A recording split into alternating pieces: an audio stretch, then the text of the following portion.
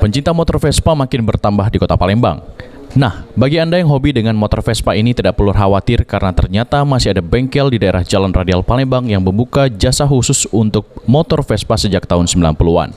Marsi, pemilik bengkel, mengatakan sejak pandemi pencinta Vespa di kota Palembang yang datang ke bengkelnya bertambah.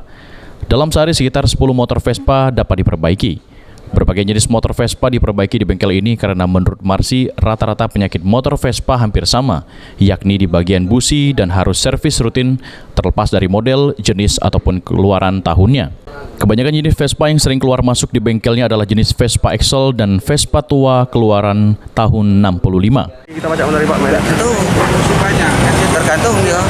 Kadang servis banyak, kadang tidak. Tentu kalau servis Tentu, Pak. Berapa lah rata-rata, Pak? 10 ada? 10 sekitar 10. Kadang sampai, kadang lebih.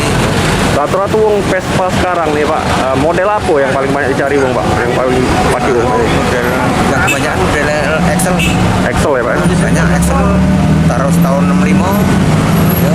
Oh, penyakitnya apa Pak biasanya Pak? Sama kayak penyakit itu. Paling busi, sama minyak lah, servis lah. Servisnya.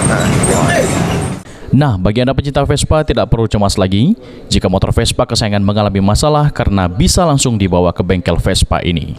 Sandi Pratama, PAL TV.